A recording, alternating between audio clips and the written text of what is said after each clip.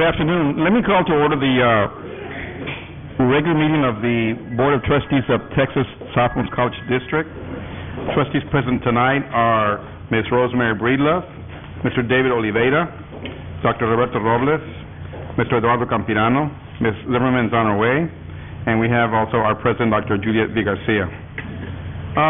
Before we begin on the agenda, we just had our groundbreaking for the library and classroom building projects, and I know Mr. Oliveira has been very instrumental in those projects, especially since he is sort of like a legacy in our campus, his father being Dr. Arnulfo Oliveira, which is the namesake for our library building, and David was busy in court doing other things that he does in our profession. And so I'd like to ask David if he could say some words that he intended to say at this celebration earlier. I thought I was off the hook, but okay. Well, I do apologize for not making it. Both the judge and the other lawyers knew I had this down here. Everybody tried to get me out the door, and we just had some things we had to take care of. And justice would not have been served had I left my clients early, so I had to stay. And I do apologize because I did want to be there very badly for it. Obviously, the current library that we have was named after my father, and I have some very fond memories of this original structure here because it used to be the city library. We used to share it with the city, and I spent a lot of summers there, and it wasn't just because it was air conditioned.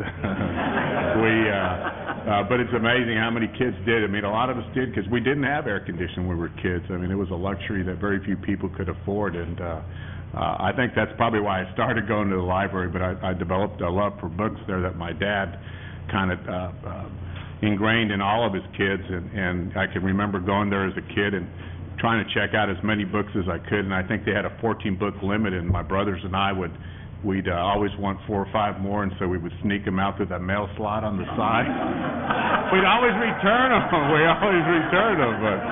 But we would read. We would play baseball in the morning, and then we would read all day because there was 2 channels, and there was nothing on those 2 channels, and there were no video games. So we spent a lot of time in this library here. And then as I went off to University of Texas Austin, and I laughed because I've heard Juliet, talk about how many libraries they had at UT Austin. It's just incredible. I mean, there's a lot. You can't go walk 100 yards without finding a library, and I thought it was funny that when she said that when at the Distinguished Alum Banquet, and Tony Garza, who was also honored, got up and said, there were that many libraries on campus? Obviously, he didn't go to as many as Dr. Garcia did, but we were so far behind in having the library space and the libraries that we needed for this campus, and it's been a long time coming, and it's much needed, and this one's just going to be so great because it's going to be state of the art, the internet cafes and all that, and our students are going to get, once again, we're going to bring them just a little bit taste of what big university, life is, what life is at UT Austin or A&M or any of the other state schools that have all these luxuries that we don't have down here. So I'm very happy for our students. I'm sad that I wasn't there for the groundbreaking, but I know that there were others there, and I'm glad to see this project underway. Thank you. Thank you, David.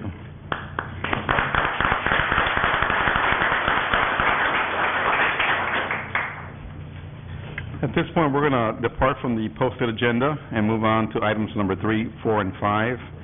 Item 3 is the approval of minutes of September the 26th. I ask that you please look at the minutes as proposed, and then I'll ask for a motion to approve.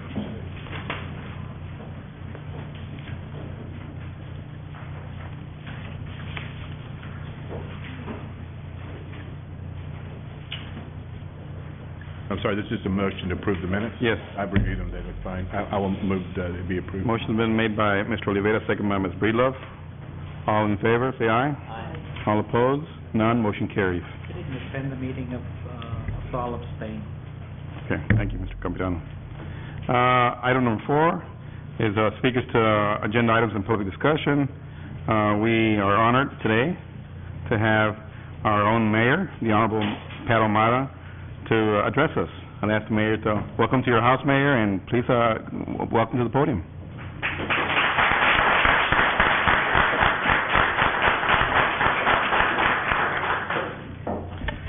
Mr. Chairman, Madam President, Board of Trustees, everybody in the academic world, and citizens and students who are here today. Such a wonderful opportunity to be here, and I welcome it. I've been looking forward to it ever since I got elected. I felt as if it were a calling, because it's so important to have the communication between the city and one of the crown jewels of the city, the university, and the Texas Southmost College here. And it evolved after a meeting with your board trustee, Eddie Capirano, who I had the pleasure of working with at PUB and worked very well with him. Such a gifted and talented person, and I know he moved on to better things, but we miss him there at PUB, and we kept this office vacant there for the longest time, but we finally resigned ourselves that he wasn't coming back. We were hoping to give him a hard time and he'd have a change of heart, but he tells me they're treating him good. He tells me they're treating him good. But the opportunities here as your mayor, I was bestowed that honor, and that's the highest honor to be bestowed on any citizen, to elect him as your mayor, represent you, and be your voice on local government issues and on the state and national level. This is the second time I have that honor, and I welcome it. And I know it's a challenge. I'm having so much fun. It's just, and you know, nobody, they tell me, you know, how can you put up with all that? And I said, well, it's a challenge, but it's fun. It really is, because there are opportunities there that you can make things happen, and you see the potential of your community that you can play a part in to fulfill. Or you can make the decision to sit by and do nothing. My style is not to sit by and do nothing. I'm a person, I'm a doer, and I like to make things happen. And my style of leadership is not easy, but I believe strongly in efficiency, transparency, and accountability. You know, I inherited a deficit. That was the biggest challenge to overcome coming in as mayor. We overcame that. There's so many things to do, and there's so many positive things that are going to happen in the next 4 years. Brownsville this region is destined to grow one of the fastest in the nation, you know, and so many issues are facing us. But I know together we can overcome any challenge. My purpose of coming here was to introduce myself to you as your mayor and extend that cooperation to work with you in any way I can to make those positive things happen for our community. Education is the way to get us out of poverty. I think we were designated as the poorest city, or one of the poorest cities in the nation. And, you know, although our cost of living is not, you can't compare it to interior America, but still, there's so much we could do to make it better, and education is the key. And our parents instilled that in us, and we're progressing in that level. But it's your leadership that makes those things happen, that provides the opportunities.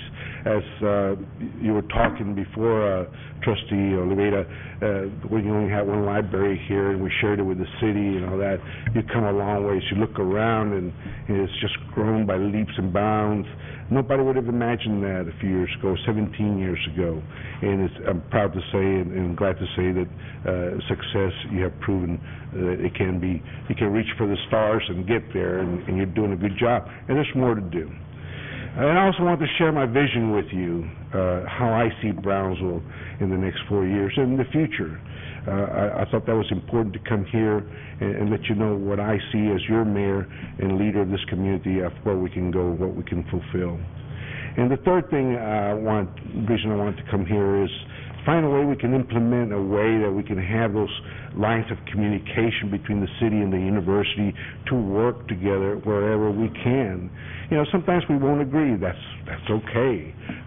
That's a given. You can't expect to agree on everything. Sometimes the agendas are different, or for whatever reason. But there's so much more that we can agree on, and the opportunity is there for us to work. And I'm here to tell you that I want to make that happen, and I want to succeed, and I want you to succeed. And we must find a way to implement lines of communication be established and be reinforced while I'm here in the next 4 years. I believe that perhaps my love for Brownsville I'm so passionate about it, that people think I get real excited, but I have a reason to be excited, because coming from as poor as you can be in this community, not having electricity, not having running water, and not having those amenities that a lot of people take for granted. My children take for granted. When I talk to them about it, they tell me, "Yeah, you and your pet dinosaur," because they don't believe it, But we've come a long ways. This community has come a long ways because there's a lot of us like us, and a lot of us that weren't as fortunate as others. But I love Brownsville because it's been good to me. I have strong convictions, and I follow those convictions. I try to do what's right as a person, and I fail sometimes, but I'm not perfect. But I try to do what's right, mostly as your mayor, in my decision making, to protect Brownsville, to do what's right. I feel very strongly that when there's a wrong, we must try and address it, confront it, and say, "Hey, we got something here that's not working right, and let's address it and move forward," instead of trying to ignore it or hoping it will go away. And if it's wrong that we fail to address, then the citizens have a right to bring it to the forefront and bring the media, bring transparency to the issue, whatever it may be, to the wrong, because that's how you get justice. And I remember that as a kid. I think I read that somewhere that when all things fail, take it to the public. That way they know and they can be informed and hopefully bring about a positive change. So I'm all for transparency and accountability and efficiency. There's things that, as mayor, that I have embraced, like Brownsville 2020. I make that as part of my agenda. There's so many things that y'all have done that can already help us make Brownsville better, and I thank you for taking the time to do that survey, because it gives us a good understanding of what the community is concerned about, those issues that we as citizens have come to believe that they're important to us, and we as leaders should address and work hard on them. I believe there's areas where we can work together. There's studies we can request from you all. You have such talented students and professors here that can make those things happen, where we could save money and maybe provide scholarships to students, work together to address each other's needs. I mean, there's many ways that we can find ways that we can support each other. You have the expertise here, I think, from the talent that you're educating and the professors that you have. The airport's another project that I envision for Brownsville, that we can restore as it was in the 30s with international transportation, passenger and cargo, by reestablishing the customs and immigration as it once was, to make it a true international airport. Because the way this city is growing, I guarantee you we're going to need it, and that's what we're working on that. Cultural involvement of our city is so important to me. I think you saw me how passionate I was to try find funding for it, and also for the zoo and other cultural entities, because I believe we're no longer that little small community. When I grew up, that I have water and electricity, and culture was the furthest thing from my mind, I assure you. Survival was back then, but now we've grown as a community, and we need to evolve in those areas also, to educate our children in those areas. They need to have those opportunities. So as mayor, you will see me working hard to find a permanent solution for those entities who need our help, to make sure that those opportunities are there for our children. Recycling, I brought that to the forefront also. We're working very hard.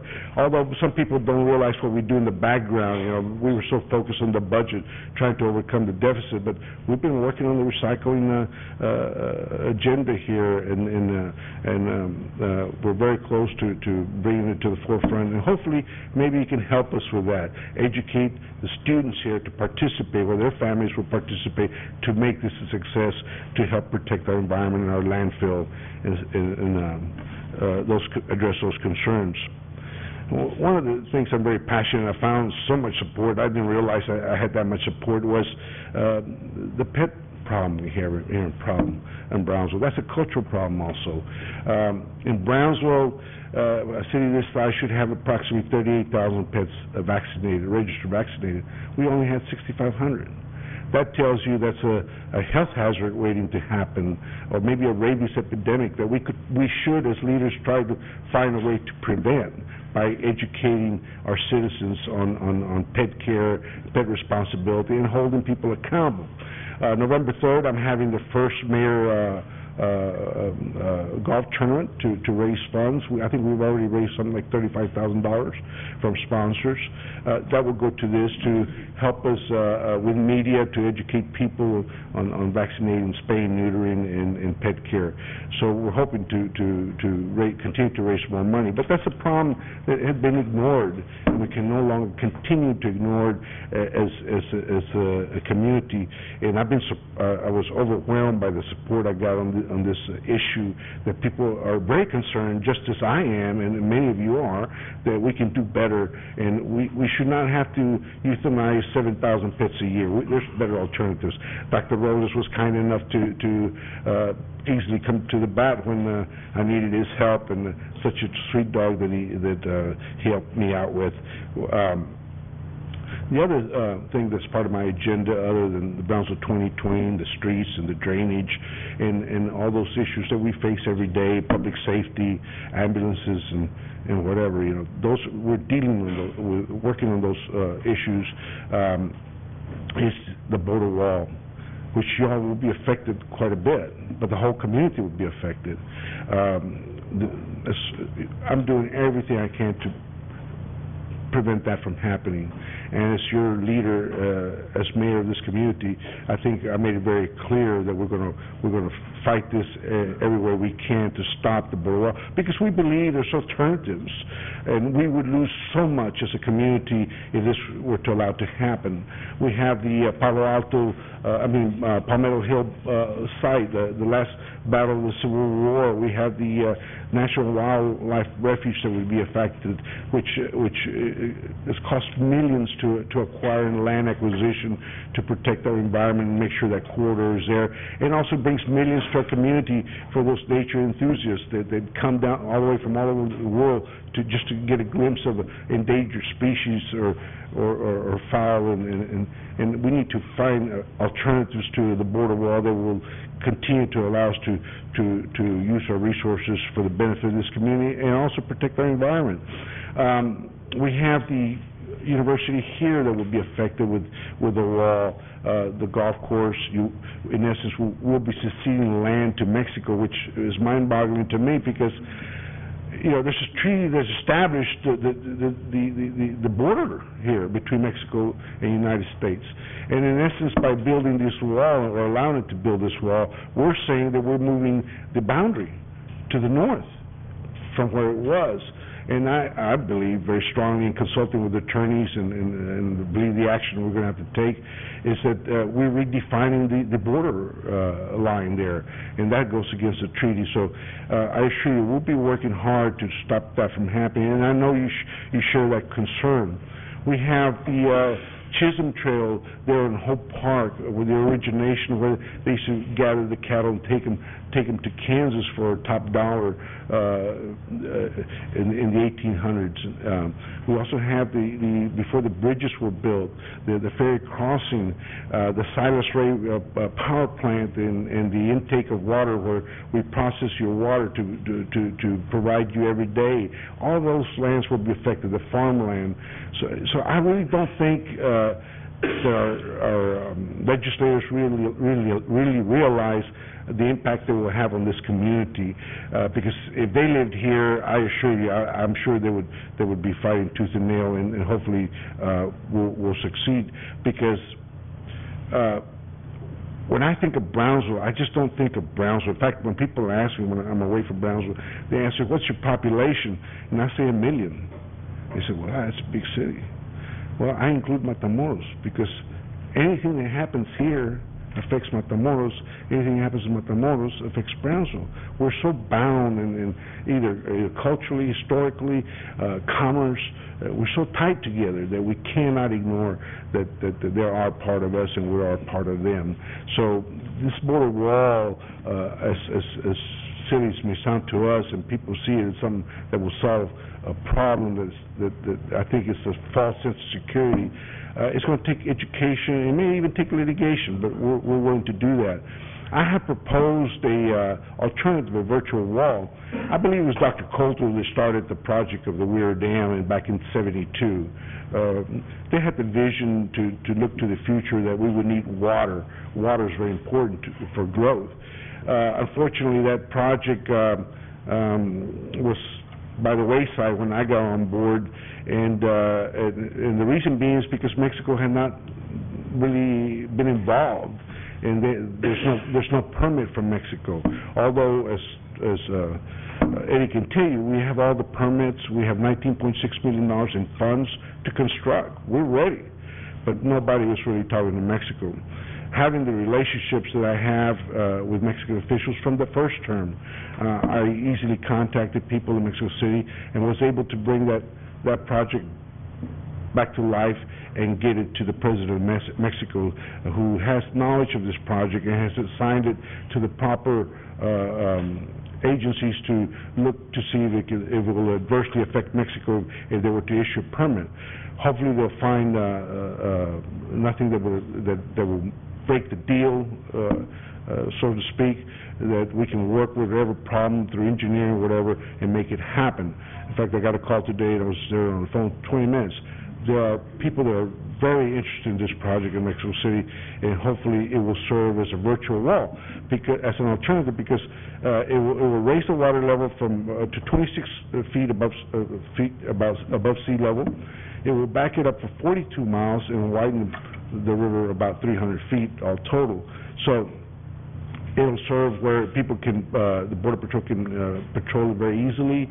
And with sophisticated equipment on the northern perimeter, it can serve the purpose of a virtual wall at less cost and more effective. So those are the things I'm working on. I know we can disagree on many issues, and I want to let you know some of the things that we're working on because it's important for your growth and our growth. We're working on the desalination plant. The governor supported this project. It's a pilot project, and we hope to develop into a 20 million gallon per day plant that will take water from the ocean and convert it to potable water to meet our future growth and bring industry. Along with education and bringing industry, we will raise the quality of life of our citizens with higher paying jobs. The Weir project, as I said, is so positive, and I know I have your support on that because what it's going to do to this area is just unbelievable. When you look at the Gateway Bridge, just look to the west and imagine the water coming up as high to the banks as they will, as they're projected to come up. That area can easily be then developed into a river walk like San Antonio, where you have hotels and cafes and retail stores on both sides of the river. That would be just great for this community to bring tourism and the potential we have to utilize something that we've had there all these years and we can put to work in a positive economic way. Florida Mayo Bridge is another. I'm bringing this up at the next city meeting. We need to start talking now and working on plans and permits for the next international bridge.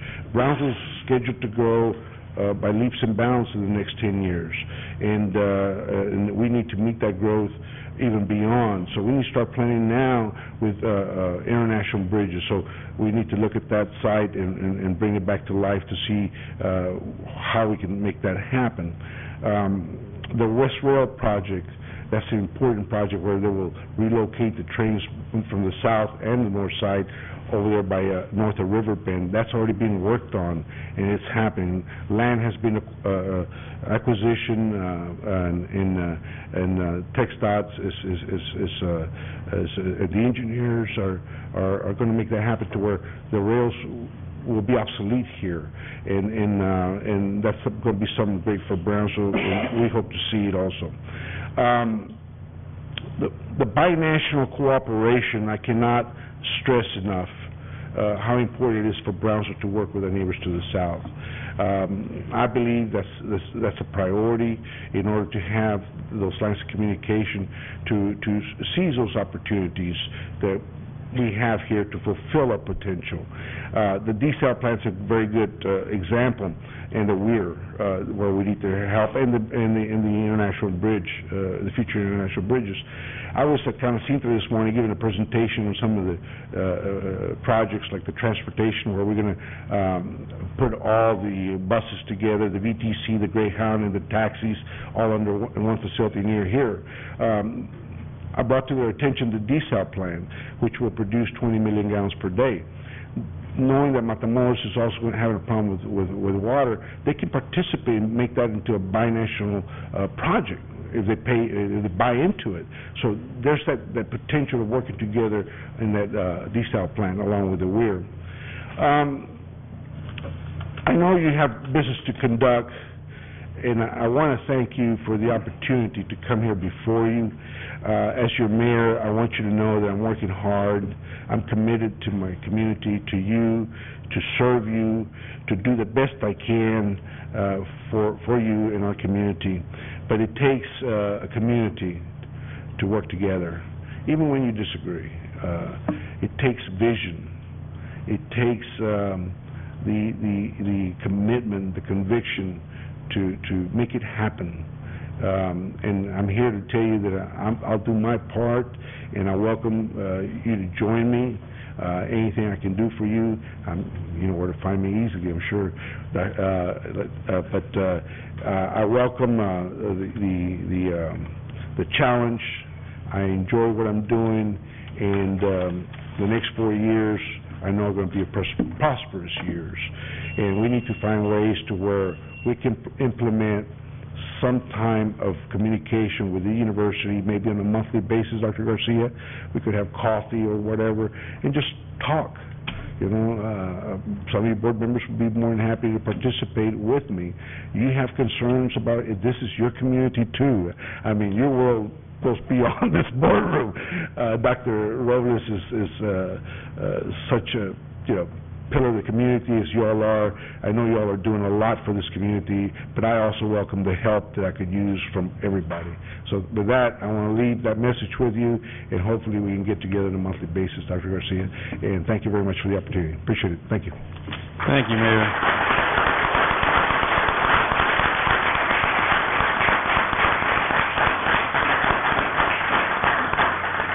Mayor, I'd like to thank you for being here today and for your wise comments about your concerns about this community. You are correct. This community is our community also.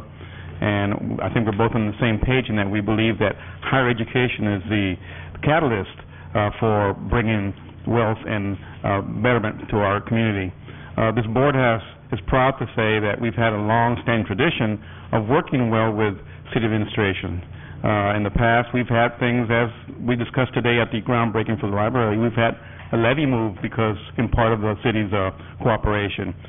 We've had the Neutra House project bestowed upon us. We've had the exchange and sale of the Duffy Plaza. So we go back, we have long, good relationships with each other, and I look forward to working with you, Mayor. I look forward to you coming to our campus. You're right. We have very bright professors here and students who are concerned about the issues that you have conveyed to us tonight. And certainly, I want to have you know that you have a welcome mat here on our campus, and this is your campus, Mayor. And just like you are our mayor, we will do the same with you and foster dialogues to prepare a better community for the future. And so, with that, Mayor, thank you for being here, and let's work together. Thank you very much. Thank you.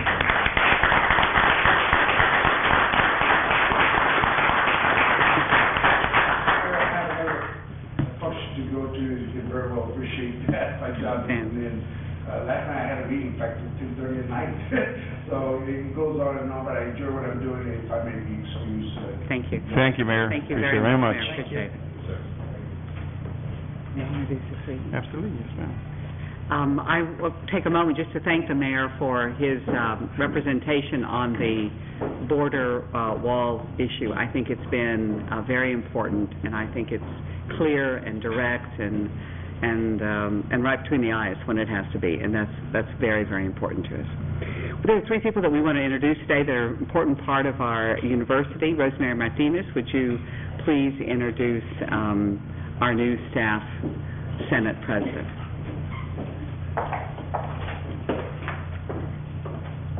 Good evening, Mr. Chairman, Dr. Garcia, and members of the board.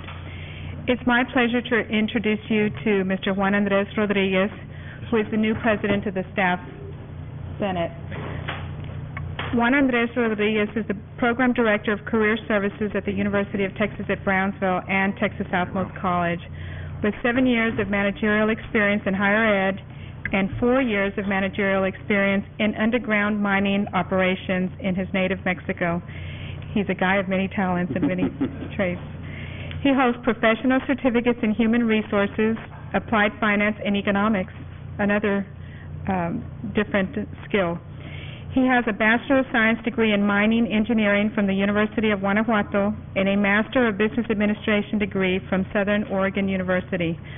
Juan Andres has been married to Beatriz Olcocer Rodriguez for 12 years and has 2 children, a girl, Beatriz, 9 years old, and Patricio, 4 years old. In 1991, Juan Andres met his wife on the first day that she arrived at the University of Guanajuato to study at the School of Fine Arts. She had just transferred after spending her freshman year here at UTB-TSC. At that time, Juan Andres was a senior. They married in 1994, and destiny would later bring him to UTB-TSC. In 1999, after he completed his graduate degree, he and his family planned to return to Mexico. On the drive back, they decided to pause in Brownsville to introduce Beatriz to family and friends. While on that visit, Juan Andres found employment at UTB-TSC and decided to pause his career in mining engineering. What was supposed to be a 1-year break turned out to be a new and gratifying career in higher education. Juan Andres has been a staff senator now for several years and was elected to serve as president of the Staff Senate just this past summer. On a personal note, I had the opportunity to mentor Juan Andres during the 2006-07 academic year as part of a leadership program in student affairs. I found him to be dedicated to this organization, willing to learn, and continue to grow as a professional. It was a gratifying experience, and it gave me the opportunity to get to know an individual that I believe is an asset to UTB-TSC. I now ask that you join me in recognizing Juan Andres as the new president of the Staff Senate.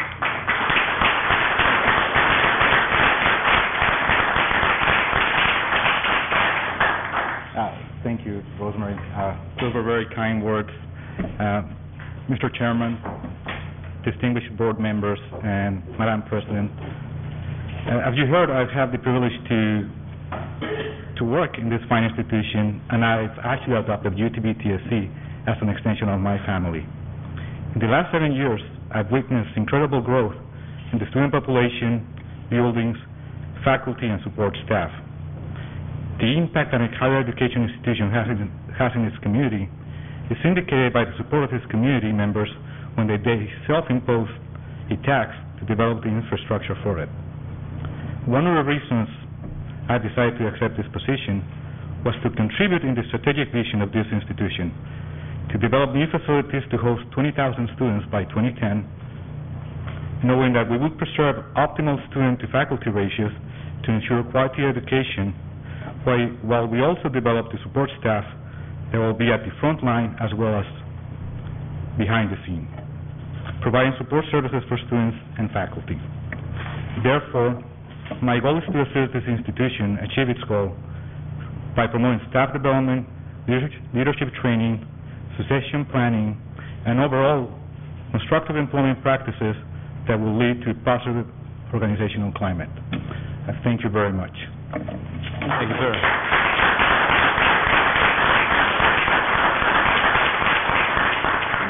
Thank you, Rosemary. Thank you, Thank you, Juan Juan Andres. Andres. Dr. Charles Dameron will now introduce the new president of the Academic Senate.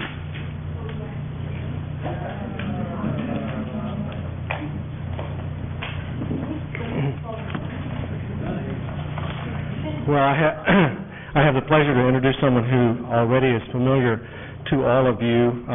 Professor Karen Fuss Summer joined this institution in 1991 in our nursing program, and she has provided exemplary leadership over those years in several capacities.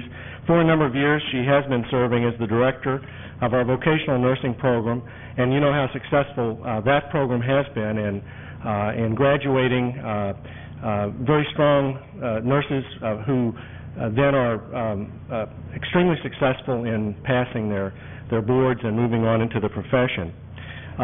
Professor Fuss Summer, several years ago, agreed to participate in the Academic Senate and served for several years as the vice president. Last year in January, when Dr. David Pearson moved into his position that he has been serving in for these last months, Karen took over as the interim president of the Academic Senate, and late in the spring when they had elections, she was elected to continue serving as the president of our Academic Senate. So I would like to recognize our Senate leader, Professor Karen Fuss Summer.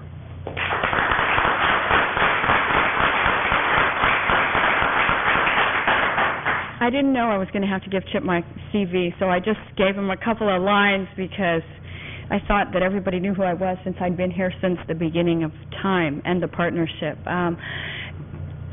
Being the Senate President has, for the last about 6 months or so, has been an interesting job. It's actually part of two jobs that I have on campus. One is the director of one of our nursing programs, who, P.S., by the way, just had a 100% pass rate on our last graduating class in August. So I have to let you all know that. And I'm also the interim director of our student health services. And so I'm a little busy on campus, and that's a good thing because I think I can get into trouble without being that busy. And people must know that.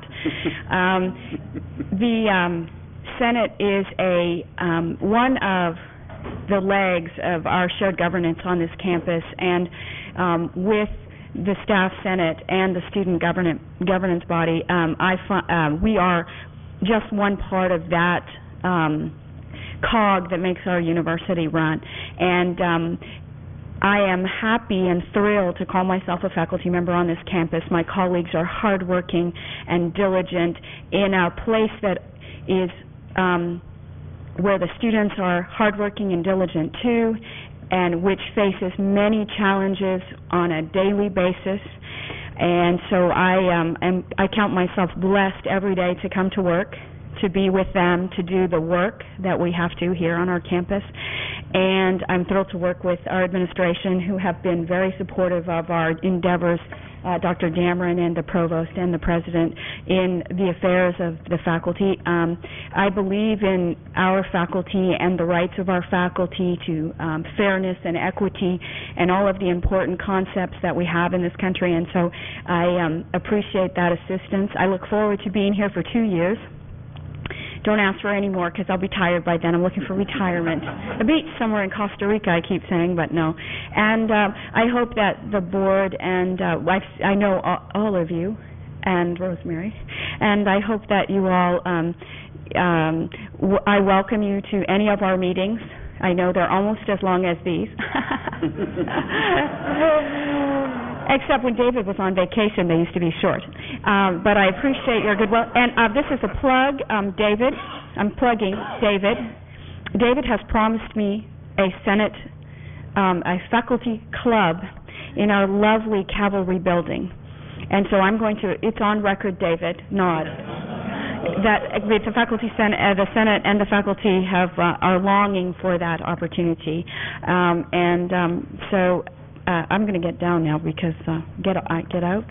I wish all of you well, and please, our meetings are open to all of you, and I value your input into what we can do to make our lives on our campus better. And I challenge all of you to make those folks in Austin understand every day the difficult tasks that our faculty face on this campus, as well as our students, as the faculty we do as well. Oh, and before I go, I'll just introduce the other members of the Academic Senate. It's a ladies' game this year.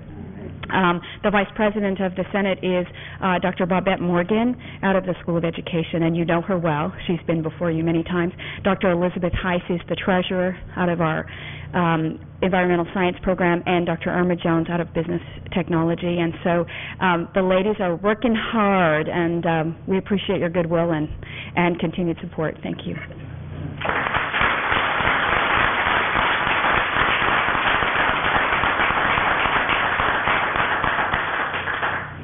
I hope it gives you great comfort to know that Dr. Dameron was at one time the president of the Academic Senate.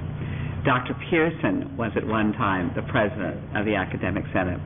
And so it's a good training ground, as far as I'm concerned, for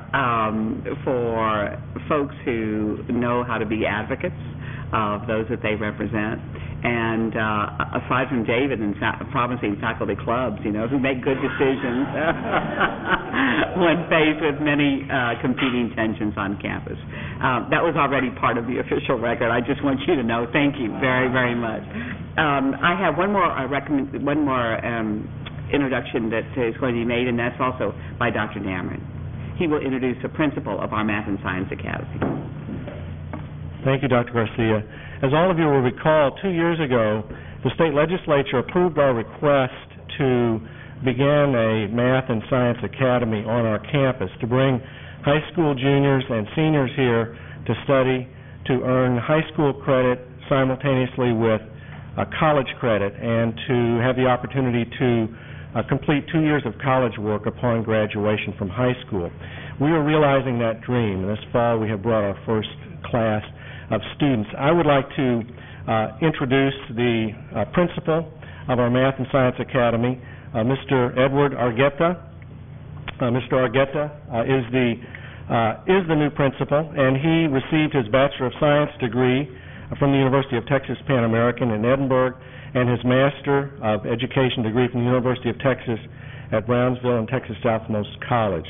He has 31 years of experience in the public schools, with 18 years in administrative positions, and most recently, over the last 7 years, he served as the principal of the Science and Math Academy of South Texas, which was ranked by Newsweek magazine as one of the top schools in the nation. So we are very fortunate to have him with us, providing leadership, and we wanted to take this opportunity to give you an update of our academy, which just began in late August, but already is very busy working with those students, and I can tell you the faculty are very excited to have these bright high school students on campus. Mr. Argueta.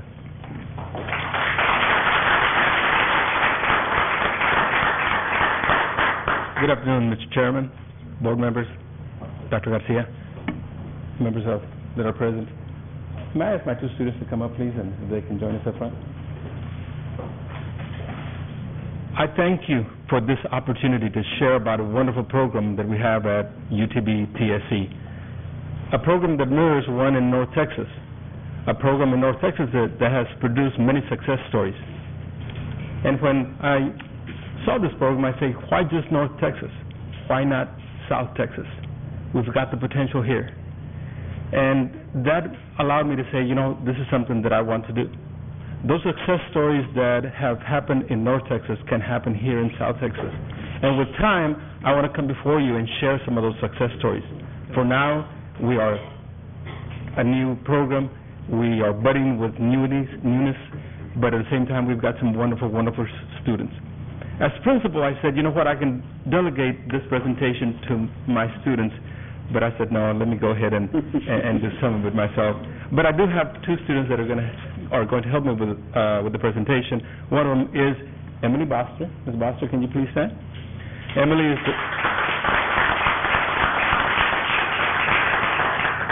is the daughter of Mike and Shirley Boster, a resident of Brownsville, She has attended Valley Christian School and also First Baptist Middle School. She is joined by her dad here. Mike is here somewhere. Sebastian?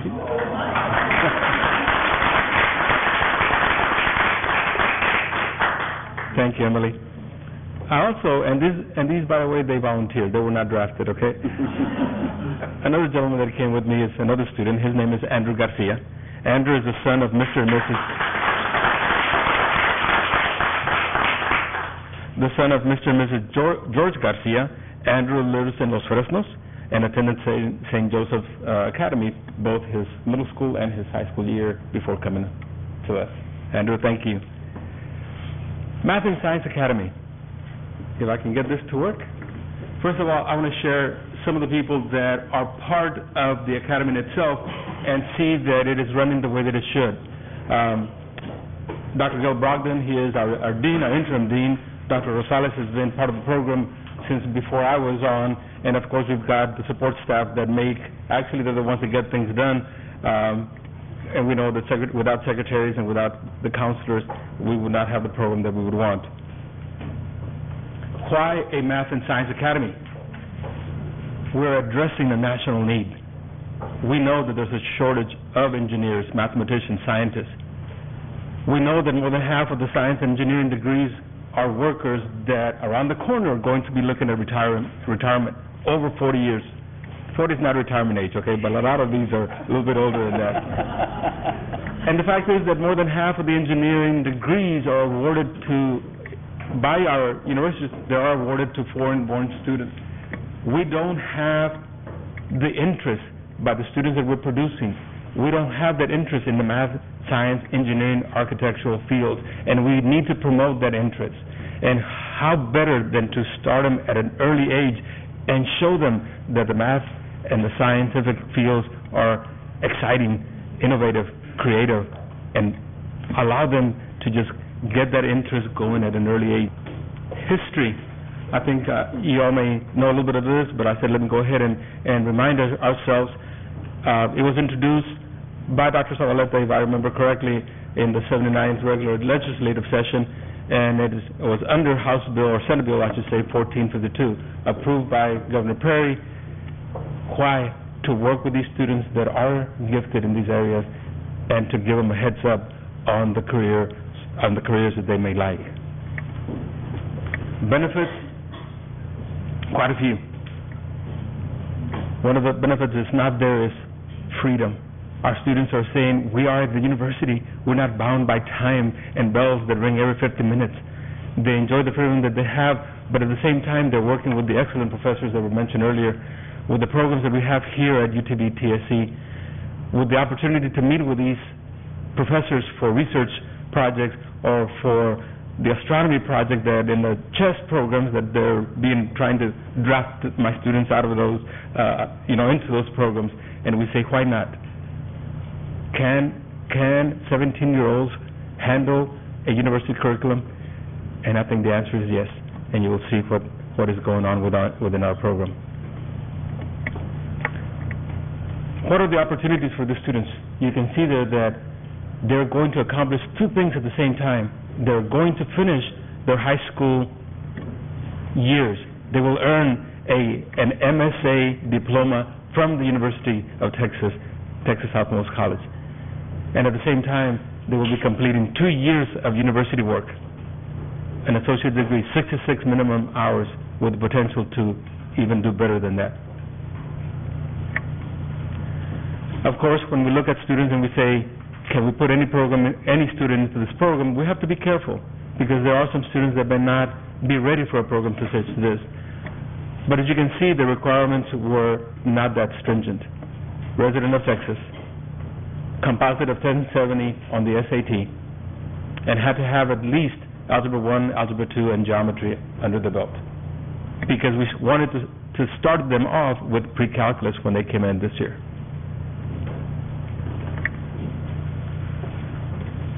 I'll pass this over to Emily, and she'll share a little bit about the schedule. Good evening. As you see, we follow a college schedule. We have, we're taking our basic classes right now with a 16-hour load, And even though you may say, well, they only have 3 classes a day, what are they going to do for that time? Because on a day, we arrive at 8:30 in the morning and we stay until 4:30 in the afternoon. So during that time, we do have our classes. In between our classes, we have tutoring sessions. We have history and math tutors that come and work with us. They're students here at the college, and they come and they just help students that are struggling in classes. We also do peer tutoring. If anyone is struggling in classes, we're always there for each other to help each other in whatever we need help with. Plus, we have just lots of time to do other things that Andrew will explain. Good evening, everyone. I'm here to talk to you about the extracurricular activities that we are offered here at UTB-TSC. One of the great things about this program is that all of us are so diverse. That we do share one thing in common, that we're all straight A students and we're all type A personalities, but we're all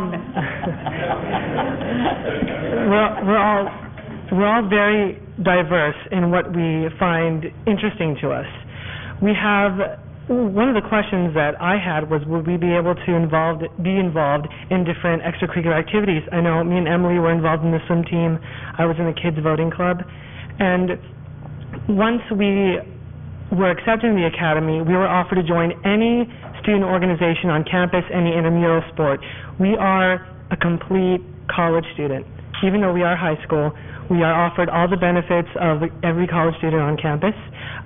We are allowed to participate in the Student Government Association through our own student council.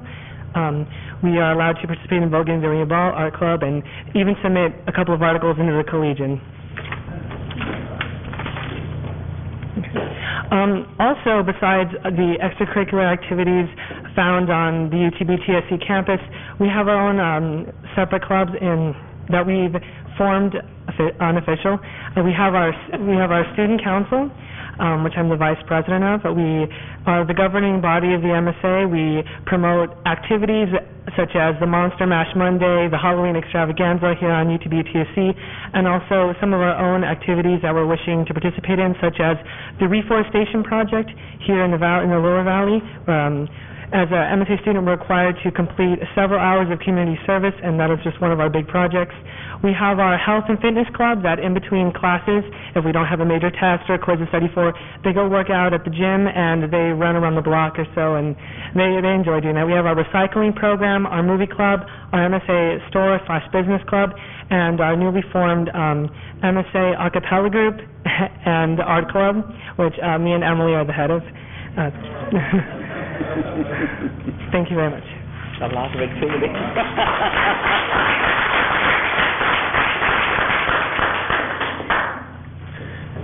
I almost invited all 30 students to come because that is the number of students that we have.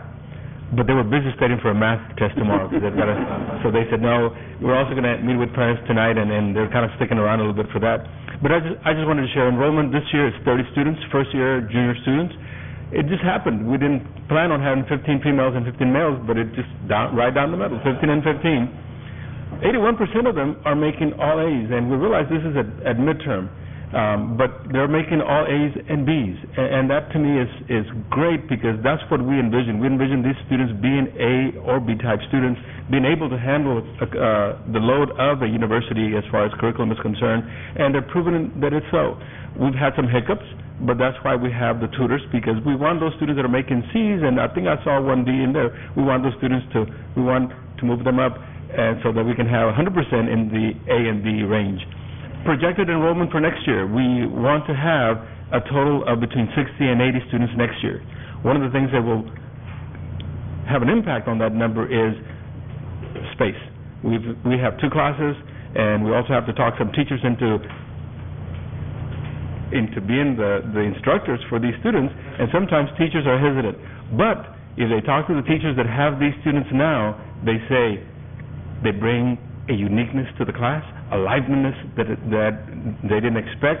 They see the motivation that they have. They say these students are focused in the curriculum in a way that other students may not be. So I think that finding professors will not be a problem. As far as the current students in the MSA, and I apologize for the smallness of the paper, of the slide there, but you can see that they come from the five major areas within our community: Brownsville, Los Fresnos, San Benito, Port Isabel, and Harlingen. And you can see half of the students are from Brownsville. That bottom slide on the right, half of them are from Brownsville. The other ones kind of filter out. And you see on the top, you see what high school they were attending last year as sophomores and have come across. 6 of them, I think, from the Science Academy, 7 of them from Los Fresnos, and you can see a little bit up there, some from Hanna, from Pace. We've got a little bit of a hodgepodge of where these students came from. And that is our presentation. I didn't want to overburden you with information, but I will gladly answer any questions, and if I don't know the answers, I'm sure that these students that came with me do. I just wanted to commend you on getting this started. It's been long awaited, much talked about, and I'm glad that we're finally underway. And what a great program! And sounds like you got a great entering class here, and hope for many to come, and hope we can expand this so that we can reach a lot more students that are willing and eager to enter programs like these. Yeah. Go ahead, Chairman. I'm glad that you touched up on the extracurricular activities, because that's one thing that a lot of these high schools have, both the private and public high schools, and that there's a lot of the football games and the cheerleading and all that. And so I'm glad that you're looking into that, because we wanted to have a well-rounded experience. Absolutely. And but good luck, and I think that whatever you need from us, we're going to be supportive as you want us to be, and congratulations. Thank you. I do want to extend an invitation, and the invitation is for you to, when you have time, to visit our classroom. We do have a little meeting area, and we call it our home, and the home is in the Education and Business Complex, and it's 2.112. You're welcome to come any day, school day that you have time, and you will see these students in action, and just the fact that they get along real well, and just the camaraderie and the helpfulness they have toward each other, to me is just amazing. It makes my job very easy. I would also, with your permission, I would like to give you a copy of the presentation, if I may. Absolutely, yes. Thank you. I can vouch for the activity of the students, although I'm a little worried. It seemed like there was more extracurricular activities than there were classes. But I'm sure that just denotes variety. But I'm so glad. We were very worried about that of it. We don't know how this is going to turn out. We have studied models, but this is our own, and so we were hoping that would happen. And of course now we have soccer and women's volleyball and baseball and other things to be involved with, as many of us are. And I can vouch for the fact that they're being very active. I received my first email last night from a student in the Math and Science Academy that we'll be responding to shortly. So anyway, I thank you, Mr. Arqueta, for being here. Thank you, students, both, for your presentations.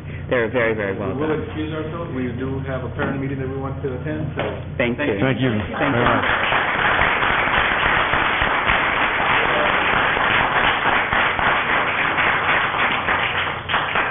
I have a, question as the program grows. Do we envision in the future, if we make the campus truly available to students, as we look at adding housing, for example? I know that's an initiative that we're working towards. Would these students at some point also potentially be truly housed on campus and embellish the whole university environment as residents as well as students? Is that the North Texas Academy is a residential academy, and many of them are. This one was not designed that way, but we have talked about trying to identify ways to engage the students more completely, and residencing the students is that way. And so we have talked about a learning community for the students in the Math and Science Academy. So it's all part of that, when we crank it up and how it all plays out in the end. For sure, even if they weren't resident students as they are in their first 2 years of the academy, we certainly would want, in an attempt to hold on to them for those next 2 years while they finish the baccalaureate degree, provide them some sort of housing opportunity. So absolutely. I certainly want to commend Emily and Andrew, and I think probably the best ambassadors to help recruit are going to be the students. Absolutely. And not just in our own community, but in the community. And, hey, if they want to bring their older brothers and sisters who are not in the academy, certainly it's also very fitting for this country as well. Thank you very much, Dr. Garcia. We move on to item number 6 is the issue is Memory Park. This is a memorandum of understanding with Brownsville Beautification Committee for renovations and improvements to the Garden of Memory Xeriscape Park project. And I think on this one it's going to be Dr. Pearson. If I may, sir. Thank you, Mr. Chairman. The first thing you see as you drive across the bridge from Mexico, and alternatively, the last thing you see as you're departing the United States for Mexico, is a half-acre, triangular-shaped piece of property which belongs to Texas Southmost College.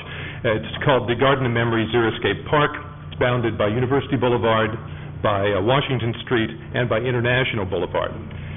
This past year, the district office was approached by members of the City of Brownsville Beautification Committee with a proposal to share costs for the renovation and improvements to the park to make this little piece of property a showplace, a place that would welcome visitors to the United States in a fashion which is far more agreeable than it currently does. The agreement that we've arrived at calls for TSC and the Beautification Committee to jointly approve all the plans, all the specifications, all the project requirements, including the selection of the contractor. The agreement calls for the Beautification Committee to pay all expenses up to $70,000 plus any donations that might be received. Texas Southmost will reimburse the committee up to a maximum of $35,000. Funding for our portion of the project comes from the project contingency line in the capital improvements account of the budget. By agreement, all of the work on the Memory Park, as we call it, will be completed by August 31st, 2008. And Mr. Chairman, we recommend approval of this MOU with the City of Brownsville Beautification Committee.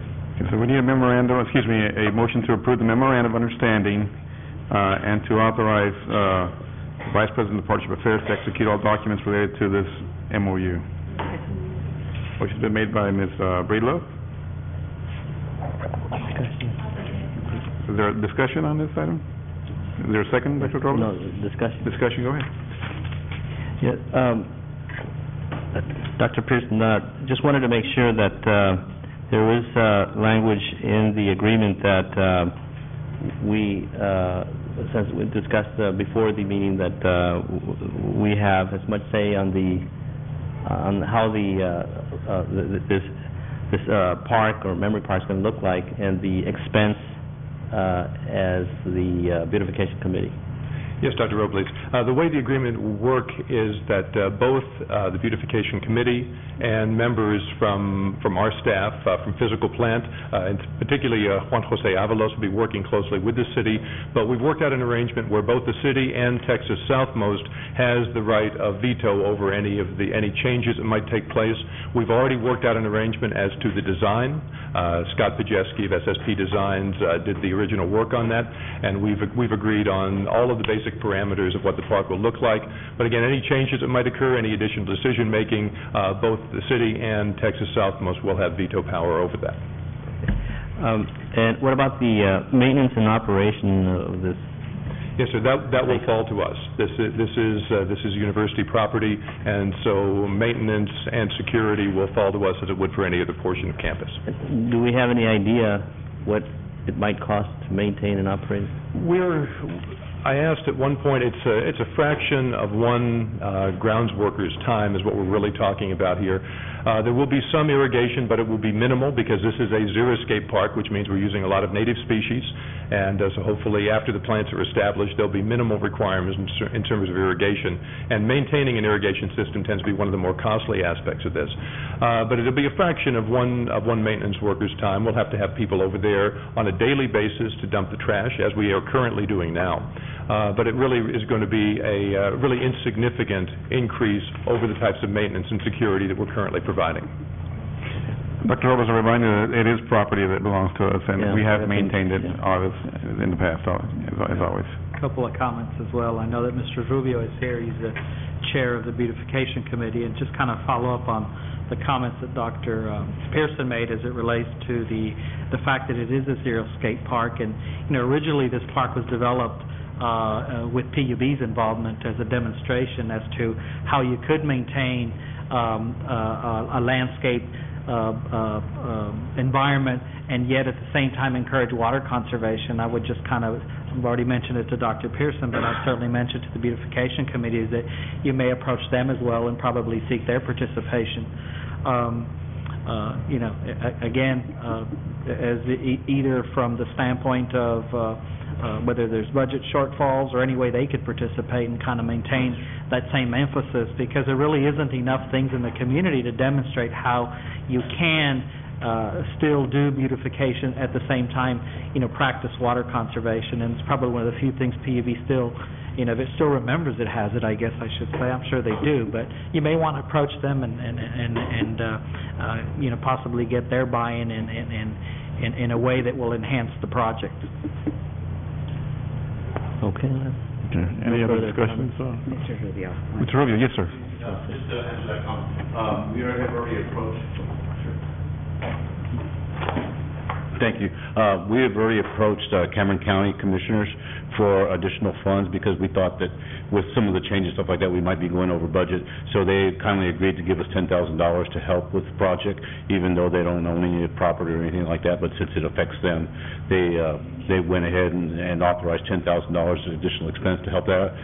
It's a good idea to go back to PUB. The reason for the irrigation system is on all the projects that we've done, we put in irrigation systems just in case we need help with the plants getting established. Once the plants are established, very little water is needed on almost all the beautification projects. But just in case we have a year and a half where we don't get any rain, we don't want to go to the expense of putting a project in and losing it because we don't have any water available later on. So it's much more expensive to lose a project from a lack of not having water installed at the very beginning than to have to come back and, try to keep things alive. Okay. Any questions? Thank you. Thank you, sir. Yep. Okay. So a motion has been done by Mrs. Breedlove. Is there a second? Second. Dr. Robles makes a second. Any further discussion on this item? Then all in favor? Aye. All opposed? None. Motion carries. I just wanted to thank Mr. Rubio and really all of the Beautification Committee and the City of Brownsville. We have had constant and continuous support from the Beautification Committee. Many of the projects on our campus, including the University Boulevard and the palm trees and that are on where the peninsula is, every feature that we have worked on that's on the perimeter of our campus and that abuts the city's property has been as a result of cooperative work with the City of Brownsville's Beautification Committee. So thank you for continuing that. It's really going to be of great benefit to us. And it's also our front door, as you say, to a country. So it's an important project. Thank you very, very much. Thank you. Item number 7 is the Business Affairs Partnership Committee. That would be Mr. Campirano's report. Mr. Chairman, members of the board, we had a Business Affairs Partnership Committee on the 25th, and while we had discussion, we did not have a quorum. So what I'll present is the discussion that ensued as a result of that meeting. There was 2 items that were discussed. The first item was consideration and possible action on the bid for construction of additions to the Jackson Street parking lot. We discussed at length the bid tabulations. They are enclosed in your package. There was a total of 4 bidders, but there was only 3 qualified bidders. You can see that in your package. We're talking about adding, I believe it's approximately about 90 spaces that will be added to the inventory of parking spaces on Jackson. The staff recommendation, and I would move to accept the low qualified bid of R&R paving in the amount of $337,748.99. And this is as to R&R Paving Company? It's R&R Paving. You can see that the project engineer has recommended that. You also see the letter of the low bidder requesting that they be not considered as part of the project participant. So essentially what you do have is the low qualified bid. And we have a budget for this, so this comes out of the annual budget for parking spaces, and parking is one of those things that never goes away. There's not enough parking, especially right in front of where you want it. This will certainly add more parking to the overall parking inventory, but nonetheless, and it won't be the last. I mean, as we continue to acquire land on Jackson, I think you're going to see more.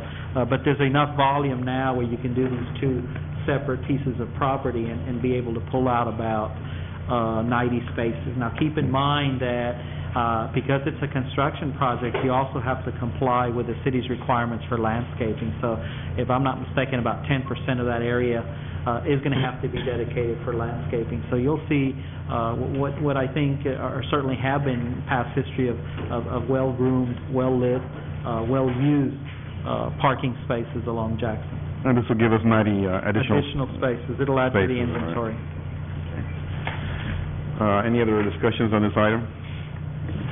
Motion's been presented to the board to award the bid to R&R Paving Company for the amount of $337,748.99. Second, Mrs. Breedlove seconds that motion. In favor? Aye. All opposed? None. Motion carries. The second item that was discussed among those members present was consideration on the builder's risk insurance policy for construction projects. The committee was presented, with the various cost control strategies that have been employed in an effort to help us stretch our budget for our bond projects. Some of those, that we've already discussed in our retreats. We've had presentations on them. We've made decisions. Examples is that we bought the brick for multiple projects as opposed to bidding these out. This is another example of bringing, you can say, value-added savings to the projects by looking or relooking at the way we were doing the builder's risk insurance. And on this item, I certainly would call on Veronica Mendez to present the item to the board and present what essentially was the consensus of the committee that we should look at this and consider it very seriously and certainly would move forward on it. And with that, thank you, Mr. Campirano. We have been faced with many challenges through this bond program. The unprecedented cost escalation has had a significant impact on each one of the projects. These challenges have been faced, has forced us to provide innovative solutions to mitigate the impact on the projects. The project teams have developed and implemented cost control strategies such as value engineering constructability sessions, and we talked about this in the past, where we we look at all of the materials that we use and see if there are alternate materials that can be used, ways of doing construction that still provide a quality product but are at a lesser price. Schedule compression, we have moved in different directions and done demolition first and look at the way we can schedule the project so we can move forward in a timely manner. Strategic scheduling of contracts, we've had packages of different building projects and through different contracts to maximize the savings on that as well. Now, procurement strategies is a very important one. We realize that using the buying power of the district could potentially have a significant positive impact on savings for each one of the projects. Some of the strategies, procurement strategies, are innovative by Brothers and Associates. We were recommended to start this program by Brothers and Associates. In fact, they assigned Jill Rayfack to do nothing but look at the different materials that we could buy and where we could save the most dollars on. It is unique to our college. We, at the construction office, have been charged then to implement those strategies and to be able to accommodate those strategies within the policy of the district and to be able to procure all of the items. Of course, to the goal that the procurement strategies will maximize the available budget for construction. Tonight, we will be proposing that the district purchase builder's risk insurance in order to save dollars on this project. For the next slide, I would like Joe Rayfack to come to the podium and present to you, but before, to talk about each one of the strategies and the potential savings that we've achieved so far. But let me just take a minute to report to you that the 2 million brick that you have purchased has been delivered and is on our campus. Linda Osman from the construction office, Jacinto Cabrera, and Orlando Ruiz received all those bricks. So they were there with all of the truckloads, exactly. So they have been witnessed that everything's in place and has been received. So I just wanted to take a minute to report on that. Joe? We'll keep an eye on it. The last thing we want is Homeland Security to start using to build a wall. Mr. Chairman, board members, Dr. Garcia, and all of the distinguished visitors. As you can see, previously we have come to the board with recommendations that have been approved on the brick veneer, which is going to give us $727,000 plus additional funds. None of this is free money. It all goes back into getting what we've got to get. We also requested and had approval to use the Tex Mass purchasing system for the re-roofing at ITech at a savings of $526,000. Tonight, we're requesting approval for the university to purchase their own builder's risk insurance for the bond programs, which will follow up with the actual numbers, which will save an additional $405,000 to the university during the construction cost. How do I advance this? Builder's risk insurance is a special type of property insurance which indemnifies damage to buildings, construction materials, fixtures, appliances during the construction process.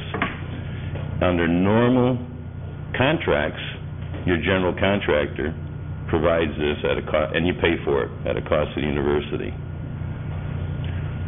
What we evaluated when we saw the guaranteed maximum price and the line items from the contractor, and we have itemized and taken these from the guaranteed maximum price, that their total premium that they were going to charge the university, $654,000. We recommended and we utilized Veronica and her team in conjunction with the broadest team to seek a better solution. Through Shepard, Walton, King, and Raul Cavassa is here if there's any questions directly about the insurance and coverage, we're able to cover the cost of construction for $248,000. The deductible on this, which is interesting, because we have all the buildings will be insured, but the deductible is $10,000 per occurrence. That's not per building per occurrence. That's the total deductible if a hurricane came in and 5 buildings were under construction. So it also minimizes the risk and the exposure to the university. So we are here to request that the board approve going forward with this purchase strategy. When this strategy saves us $400,000, I think chances are very good that that's going to happen. It's a no-brainer. I just want to inform the public that watches us on our television sets that this is just another example of fine cooperation between our VP of Construction, Ms. Melika Mendez, and Burris Associates to find every avenue that will allow us to maximize these projects at the minimum amount of money spent. Dr. Garcia is correct. Building our own wall here with those 2.1 million bricks, example of trying to hedge the cost of inflation. Absolutely. And so it's just it's wonderful to know that we can still try to do our strategies and save the taxpayers money by doing these type of ventures. So with that, I'm very thankful. And gentlemen, and Ms. Bravo and Gilbert and Ms. Broaddus, thank you very much, sir, for your valued engineering in this endeavor. So why don't you come up here, Gilbert and Mr. Broaddus, and address us, please.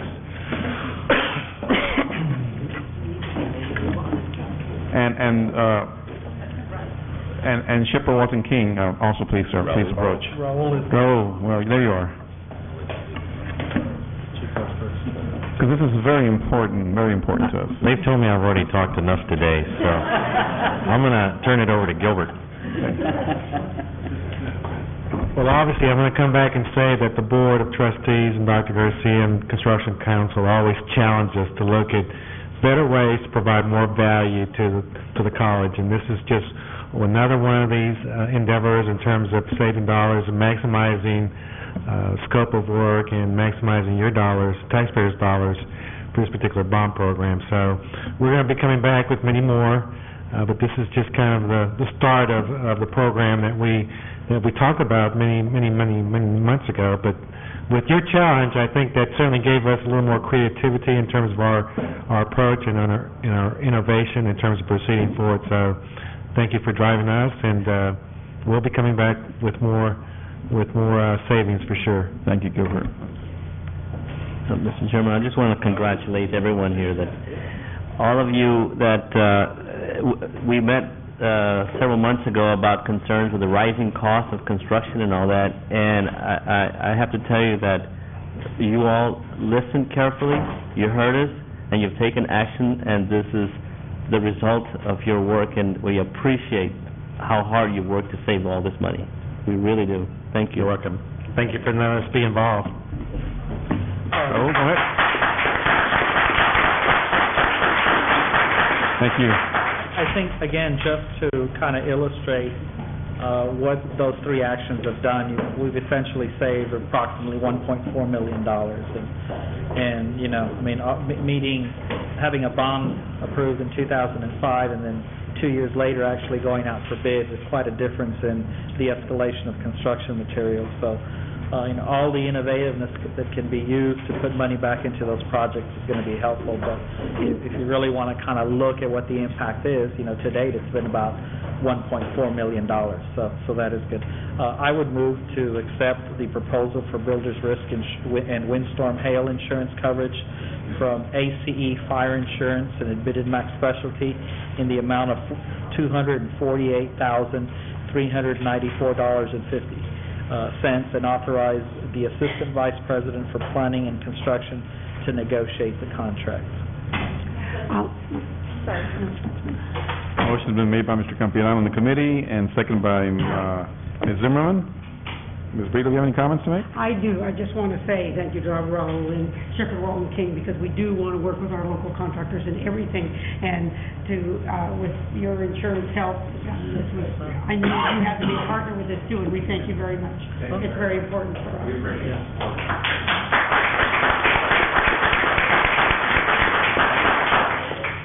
So, all in favor? Aye. All opposed? None? Motion carries. It's a loud aye. Good job. Before the gentleman leaves, Mr. Chairman, if I might just thank Joe personally. Joe has taken this on as a personal mission. And every time I see him, he says, I just don't want you all mad at me ever again. And he says, I'm going to make you all smile every time I see you. Is Mr. Broaddus still here? Tremendously innovative ways to... he walked out, then he's not going to hear that he promised us about $12 million. Yeah. He's not going to hear that part? Thank you, Joe. Thank you, Joe. Thank you. Thank you very much. Diana, thank you. Thank you, Diana. Appreciate it very much. And thank you. Thank you, Drew. Does that conclude your report, Mr. Campiano? It does, Mr. Chairman. Nothing but good news from you, sir. Item number, where are we? Item number 8 is the resolution for the purpose of urging the pertinent authorities to look for alternatives to the Board of Fence issue. So, Mr. Chairman, I move we approve the resolution as presented. I'm going to read let me read it before we do that, if I may. Okay, this is the resolution as proposed. Texas Southmost College District, resolution urging alternatives to the U.S.-Mexico pedestrian border fence. Whereas the University of Texas at Brownsville and Texas Southmost College, UTB-TSC, supports dialogues that strengthen border relations and promote prosperity in our region, and whereas the cities of Brownsville, Texas, and Matamoros, Mexico, are connected economically, culturally, socially, and geographically, with the well-being of each community inexorably linked to that of the other, and whereas UTB-TSC's mission involves the creation of knowledge and the exchange and diffusion of ideas, a mission that is by its very nature tears down barriers of difference, distance, and ignorance, and whereas the proposed action to erect a pedestrian fence as part of the U.S. Customs and Border Protection and U.S. Border Patrol's Secure Border Initiative is within such proximity to UTB-TSC that it will inhibit the movement of students, faculty, staff, and the general public to campus facilities and activities, in particular, International Technology Education Commerce Campus, ITEC, and the Fort Brown Memorial Golf Course. And whereas any division of our campus will create thereby a significant adverse impact upon the institution's ability to engage in its core activities as a center of higher learning, and whereas the physical location of the proposed fence in close proximity to the buildings of Fort Brown and Fort Texas will negatively impact the historical character of the UTB-TSC campus, and whereas the proposed fence will deleteriously impact ecological and environmental systems of which the UTB-TSC campus is a part of, and whereas the proposed fence will adversely impact border trade, agriculture, and other economic activities upon which our institution and region rely. Now therefore, let it be resolved that the Texas Southmost College District Board of Trustees urges the government of the United States to pursue alternative solutions to a pedestrian border fence that will not divide our institution and our community. In witness whereof, I have hereunto set my hand on this 25th day of October, 2007, Chester Gonzalez, Chairman of the Board of Trustees, Eduardo Campirano, Secretary of the Board of Trustees. Motion, Mr. Chairman. Amen. So I need to ask for a motion to adopt this resolution. You have a motion and a second. Motion made by Mr. Campirano, second by Ms. Zimmerman. All in favor? Aye. All opposed? None. Motion carries.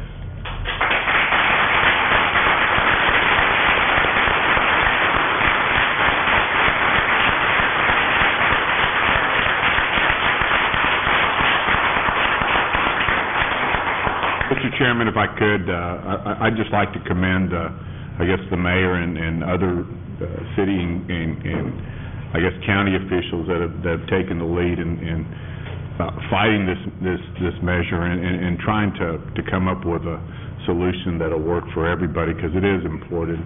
It's extremely important, not just to this campus, but to the whole Rio Grande Valley. And I'm happy that we are joining in this endeavor, and I think it behooves all of us to talk to our congressmen and to talk to whoever we can, because there's an election year coming up. We all know why that fence is going up, and we've got to get the message to those people that this is not the way to do it. All right. Mr. Chairman, I agree with Mr. Oliveira that we need to get involved with our congressmen, our U.S. senators. We also need to be registered to vote. So that way, I think that we may not have a lot of money, but we've got a vote, and we've got a voice, and we are part of the United States, and they need to listen to us. But I think this is the start. Thank you very much. Certainly not opposed to fence. I just think that perhaps on the Iowa state line ought to be better. There you go. How about the Canadian border, huh? Absolutely. I agree. I think, Mr. Chairman, thank you. I agree that what we need to do now is make sure you get out and vote more than anything else. But the community also knows, and the nation needs to know that we are a community with Mexico. Mexico is our neighbor. We need to be doing friendly things with our neighbor. We'll be working in cooperation with our neighbors, not building fences. We need to be building bridges and opening more doors to our neighbor and more cooperation with our neighbors. So I think we all feel we could talk for hours about this, and you know, all of us sitting here are so adamant about this and feel so very strongly, and we're outraged that the government would do that to us, to this community. I tell you, the best thing you can do is get out and vote and get rid of those people that want to do this to us. Thank you. Thank you, Ms. Friedland. Very well said. So, we now move on to item number 9, which is the construction report. Ask Dr. Pearson to present this item, please. Thank you, Mr. Chairman. Mr. Chairman, members of the board, fortunately, on our campus and in our region, there are some construction projects of which we can be very proud. Let's see if we can run the video, please. A lot of action. Some of the action is just beginning. Some of it is wrapping up some of the projects that we've seen a number of times already in the construction report. Here we have outside Rustenburg Hall. We're taking what used to be an old ramp leading up into Rustenburg, and we've created a very elegant entrance to not only to our art facility, but to our new art gallery. This is the entrance area, and this is a secure display space there. And here we have, with the works of Carlos Gomez, the first show, which opened just this week in the new Rustenburg Art Gallery. The Rustenburg Gallery, with its much higher ceilings, much larger walls, allows for the display of artwork such as that by Professor Gomez, which simply couldn't be displayed previously in the Richardson Gallery. We're also doing some work, perhaps a little less fancy, a little less sexy. Sechrist Hall, using funds which were approved by our board in a recent board meeting, we're starting a $162,000 repair of the Leitner roof. We're also continuing work. We're almost done with the paseo outside of Leitner. And here are several shots of the interior. You've seen ones like this at our previous construction report. But all of a sudden, you'll see that there are people in the building. And if you keep looking, there will be plants in the building. And yesterday, there also are filing cabinets in the building. But I didn't believe it, so I went over there yesterday and I took these pictures. There's also activity. Remember that filing cabinet? There's a lot more in there now. And finally, we have a building, a functioning Center for Academic Advising in the Leitner Center. Another smaller project we're doing is carrying from the parking lot over by Tandy and by Leitner up toward Eidman, which is in the background. We're building another section of the paseo, replacing a section which had deteriorated badly. This is one which is reminiscent of some of the paseo elsewhere on campus, with a center stripe of concrete and pavers toward the side. And finally, we have the dedication of the George Truan Sculpture Garden. We'd seen many of these shows last spring. We have a real sculpture garden on one of the most memorable days, a day memorable in many ways, marvelous and heart-rendering talks about Professor Truan. And also we have, ladies and gentlemen, real sculpture in our sculpture garden.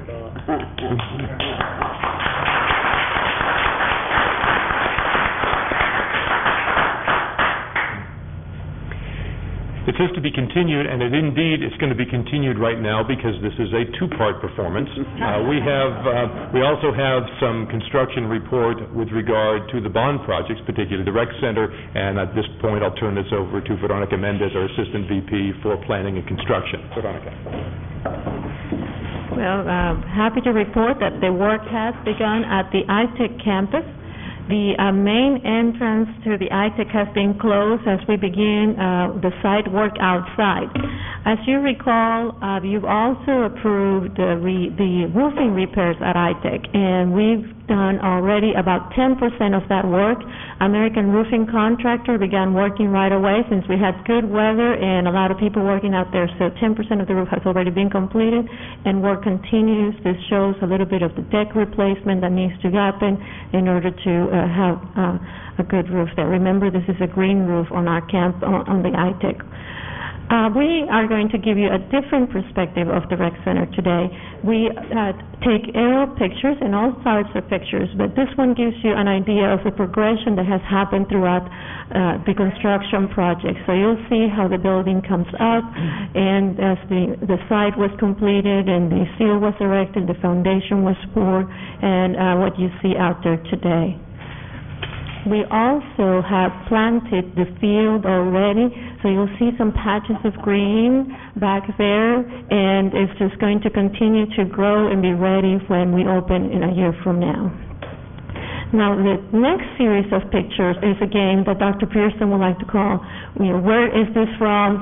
Look at the tower that everybody can see from everywhere. He personally took these pictures yesterday, and so just wanted me to report that he took the pictures. And they're wonderful pictures this one's from the levee, and he risked his life. He went through, trampling through the fields, taking these pictures for your enjoyment, particularly this one. He said that there were coral snakes all around him. Yeah, that's right. He missed that one.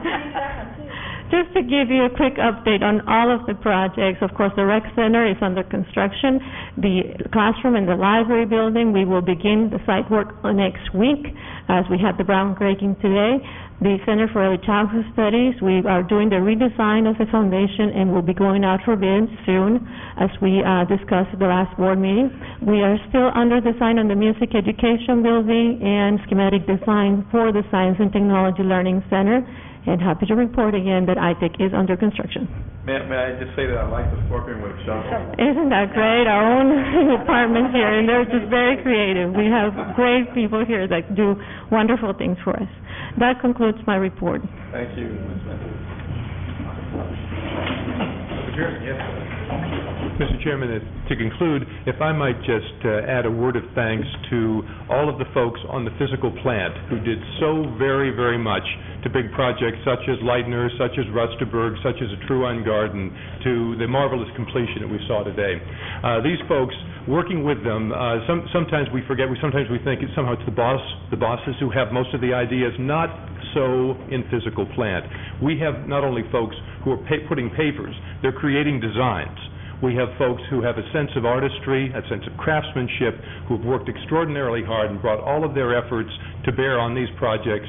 So when we look at them, let's not just say, there was some good designer or landscape architect. It was the men and the women of physical plant who allowed for these marvelous things to be built. Thanks, sir.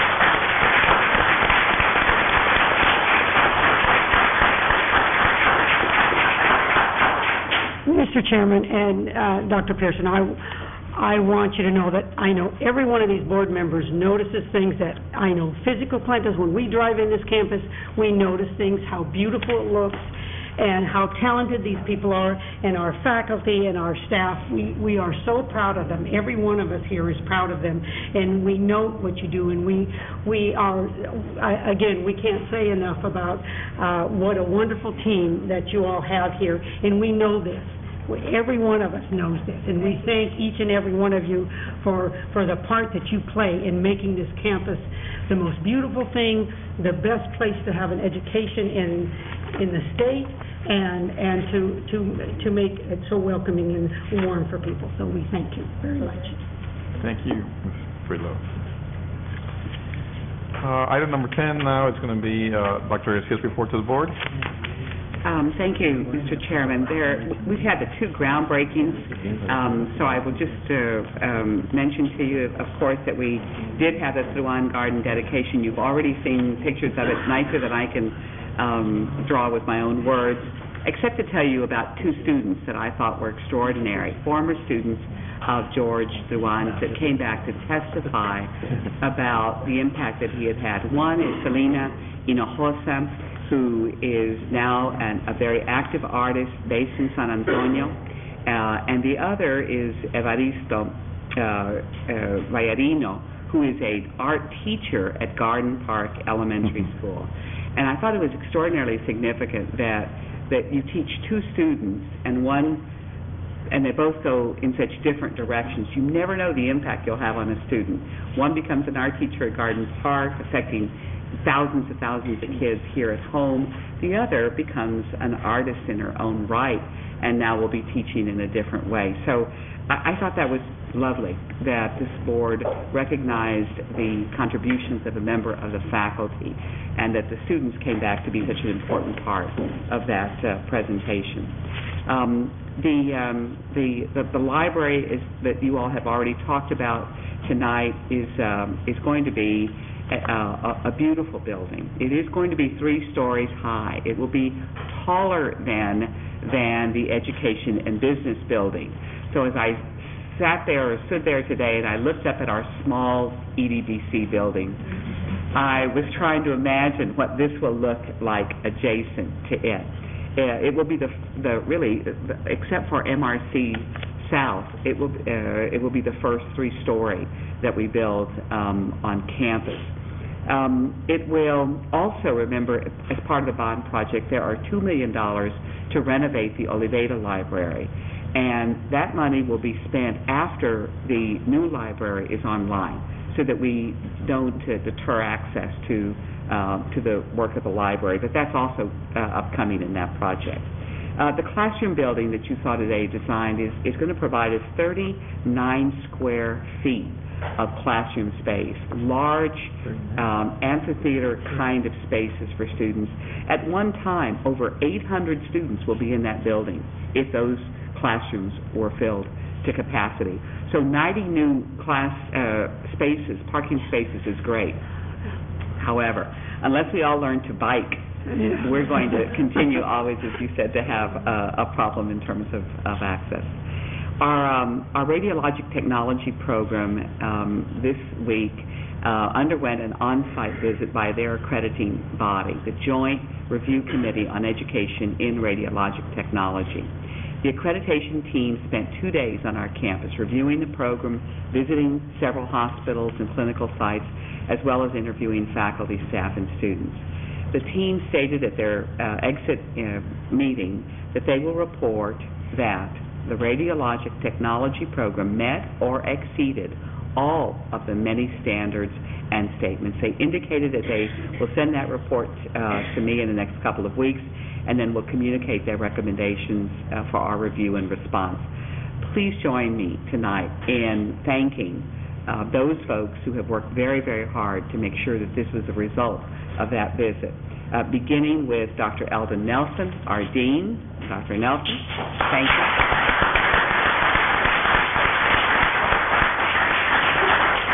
And continuing with, I'm not sure that they're here tonight, but I want to mention their names. Ms. Marti Flores, Chair of the Allied Health Department, Mr. Manuel Gavito, the Director of the Radiology Technology Program, and Mr. Eusebio Ortiz, our Associate Master Technical Instructor. Thank you very, very much.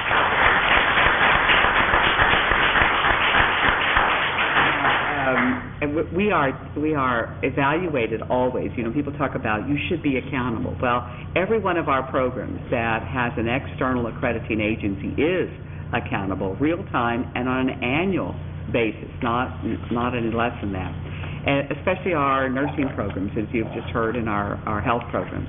And so you have already heard this mentioned tonight, but I thought it would be important to say it again, that the vocational nursing program has received notification that the very last graduate from August test took and passed the state exam, establishing our pass rate at 100%.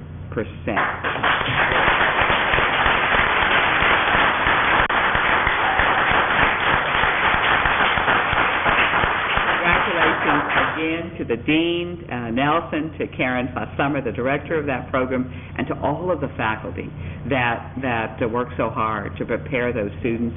Those students are launched now to wonderful careers, and we are the beneficiaries of their care. And I know that. We all know that personally. Thank you so much for doing that. That puts our entire year average pass rate in that program at 98%.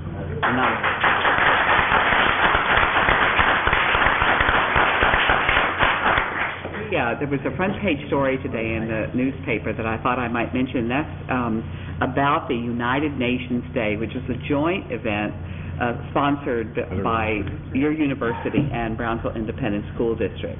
It was an all-day event that attracted approximately 40 students from BISD high schools who took part in a mock UN meeting. Teams from each of the schools debated a proposal currently before the United Nations Security Council. The proposal was whether or not to authorize the use of force to neutralize the purported threat of Iran possessing nuclear weapons. The students' enthusiasm for the event was remarkable. They spoke in the language of their countries that they represented, and they dressed in the traditional garb of the country that they represented. It was not only a learning experience for the high school students, but also for our own. The event was produced by Assistant Professor in Government, Dr. Alexander DeWoody, and his graduate students. So it came out of one of the classes, one of the graduate classes project. The undertaking then came out of his class entitled Public Policy and Management Program. The students' goal included building bridges with our high schools, increasing the students' interest in policy development, conflict resolution, and international relations, and using the UN Day as a recruiting ground for future enrollment.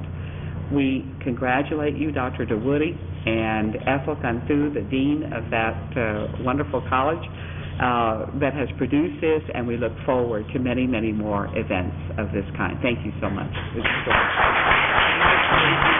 need to mention that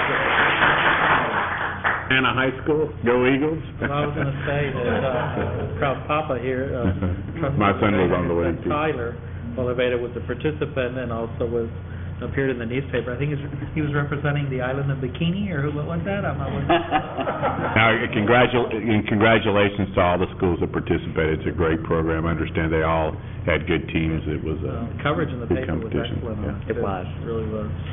We have the two members of our art faculty have received a recognition. They are Dr. Brett LaFleur and Dr. Ruth Kites. They have been selected for what's called the Ivy Laurel Award for 2006. The award is given for presentations that are deemed most important to the field of art education, both in Texas and nationally. Dr. LaFleur and Kites' presentation, Advertising as Part of Visual Culture and the Art Classroom, included current research on the proliferation of advertising in American society, the effects of advertising and name brands on students, and the relevance and influence of advertising in the fine arts. They included lesson plans for teachers that translated the theory of visual culture into practice. Congratulations to both of these fine professors for representing us so well, and also for the contributions to art education in the state of Texas.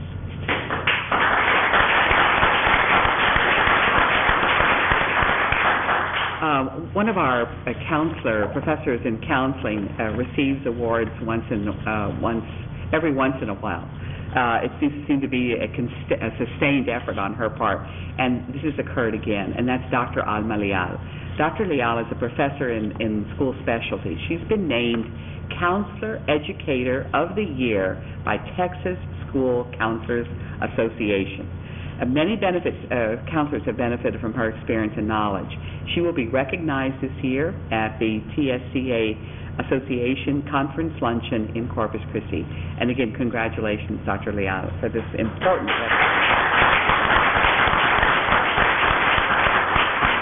I really am almost done here. We had a wonderful birthday party this week on campus. It was that we don't usually kind of have a big deal when everybody celebrates a birthday, but we do when it's Armand Matthew, and it is his 85th birthday. And so we had a marvelous birthday party in the courtyard of the Education Building.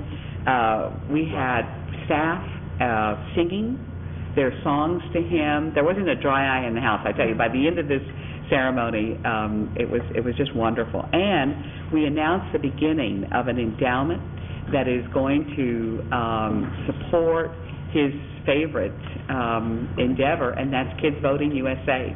We received $10,000 to start that endowment from the Public Welfare Foundation, and so we will be talking to all of you during the year so that when he celebrates his 86th birthday here, that we will be able to announce the growth of that endowment in a significant way.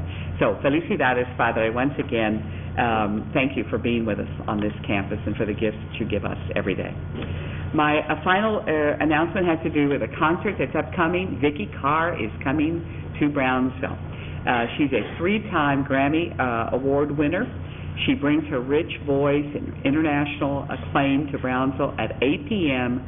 Friday, November the 2nd, and it is the finale to our arts and entertainment season. She is beloved in 2 languages and on many, many continents. She's no stranger to the border, where she has performed her best-selling hits on very many occasions. And of course, you know she's performed worldwide.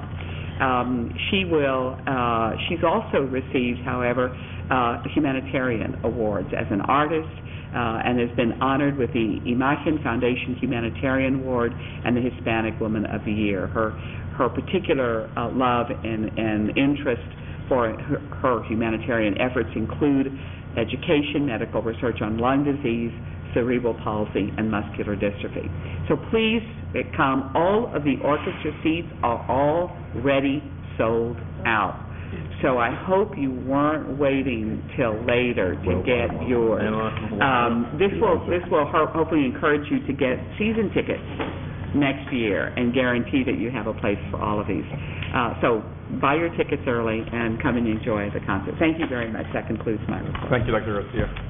We're going to break we'll convene into executive session as provided by government code. Can I, before we do that, I just kind of real quickly on announcements, I just, again, congratulate the men and women's golf team. Certainly congratulate the men and women's soccer team for clinching the Southern Division Championship. We're going to be representing UTB-TSC in the playoffs. Of course, first year, great success. And certainly the national ranking of the women's volleyball team, and certainly clinching the division, the championship as well, and representing the university in the Red River Conference playoffs. So good luck. Go Scorpions. Good. Go Scorpions. I might mention that, thank you, Mr. Campidano. We've had record attendance at our soccer games and at our women's volleyball games. I mean, it's been extraordinary. They've been very, very exciting. We have a new tailgaters group now that has formed. I think I've mentioned that to you before. But here's the new news on that. Of course, we're not sure. We'll not know until Monday where that soccer game will be played. We're hoping it's in Brownsville, and we're hoping that we can arrange to borrow Sam's Stadium. But we'll need your help in making sure that happens. But we have another game that's coming down the way, and that's a competition against UT Brownsville and UT Pan Am. For the first time, we will go head-to-head in women's volleyball November 1st at 7 o'clock. Winner take all. And the president and I, president of Pan Am, and yours truly, will vow to do something extraordinary. If we win, and I'll be a gracious loser, but I'll be a much better winner. So we're looking forward to that. We hope that occurs and that we're able to report back to you. Thank you, Mr. Campidano, for reminding me of that. Just make sure they cover the spread. That's all I. We'll convene for a while. The board will now convene in regular session. Thank you for your patience. And we move to item number 2 is consideration of possible action on a contract and resolution for the purchase of Fort Brownsville 2, Unit 1C. This is acquisition of a unit in the amount of $41,500. Your packet gives all the details, and this has been discussed in executive session. And so at this time, I would I'll make that motion. Ask for a motion. Motion made by Ms. Breedlove, second by Ms. Zimmerman. Any further discussion on this item? No. All in favor? Aye. All opposed? None. Motion carries. Next motion is to discuss the purchase of a 1.0-acre tract of land of the Fort Brown Reservation, Share 19, also known as the Newman Center property. This acquisition is for consideration in the amount of $484,000 from the Diocese of Brownsville. And again, this has been discussed in executive session, and there is more information on your packet. So is there a motion on this item, or do we need to have some more discussion? Motion made by Ms. Zimmerman. Second. Second by Ms. Breedlove. All in favor, say aye. Aye. All opposed? None. Motion carries. And I believe that item 11 is next, the proposed meetings for the board are November 29th, December 20th, and the PAC committee will meet on December the 6th. Any other announcements to be made at this late hour? Yes, ma'am. Commencement, Late, 22nd. December the 22nd. December 22nd? It's late. Outdoors or indoors? It's outdoors. That would be beautiful. It's going to be one commencement outdoors, Yeah. December 22nd. Hallelujah. Early. I think it's like 10 a.m. So, anyway, any other announcements to make? No one else? Then may I have a motion to adjourn? Ooh. You're adjourned.